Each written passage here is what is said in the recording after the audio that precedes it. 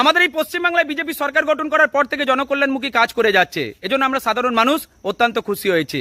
কিন্তু সরকারের একটি বিশেষ কাজ, হকার উচ্ছেদকে কেন্দ্র করে সিপিএম এর নেতারা, উঠতি নেতারা সবচেয়ে বেশি গলাবাজি করছে।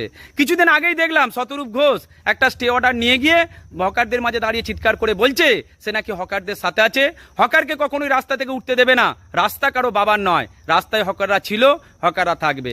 তাই কথাগুলো শুনে বেশ কিছু মানুষ হাততালি দিচ্ছে। আর ফেসবুকে ওর লাভ হচ্ছে, ইউটিউবের ফলোয়ার্স বাড়ছে, শতরূপেরও ইনকাম হচ্ছে, কারণ এ তো ফেসবুক আর ইউটিউবেরই নেতা। এখন শতরূপদাকে উদ্দেশ্য করে আমি বেশ কিছু কথা মনে করিয়ে দিতে চাই। আজকে শতরূপদা ভাষণ দিচ্ছে হকার উচ্ছেদ করা যাবে না, কিন্তু এই হকার উচ্ছেদ প্রথম হয়েছিল 1997 সালে।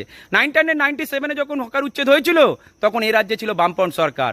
বামপন্থ সরকারের নির্দেশেই কলকাতা পৌরসভায় একটা অপারেশন চালানো হয়েছিল। সেই অপারেশনের নাম হলো অপারেশন সানশাইন। সেই অপারেশন সানশাইনের দ্বারাই গড়িয়াহাট, নিউ মার্কেট, হাতিবাগান মিলিয়ে প্রায় 20,000 হকারকে রাস্তা থেকে উচ্ছেদ করা হয়েছিল।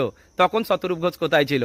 আসলে তখন শতরূপ ঘোষের বয়স ছিল 11 বছর, কারণ শতরূপ ঘোষ জন্মেছে 1986 আর এই অপারেশনটা চালানো হয়েছিল 1997-এ। সুতরাং তখন ওর বয়স ছিল 11 বছর। 11 বছরের কথা হয়তো শতরূপদার মনে নাও থাকতে পারে। তাই শতরূপদা মনে করিয়ে দিই, এ রাজ্যে যেরকম শান্তি আছে সেরকম শান্তিতেই থাকুন।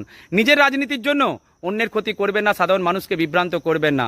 আপনাদের অবস্থা 0 ছিল, 1 হয়েছে, আবার যদি বাড়াবাড়ি করেন তাহলে -1 হয়ে যাবে, এটা মনে রাখবেন। ভালো থাকবেন প্রত্যেকে।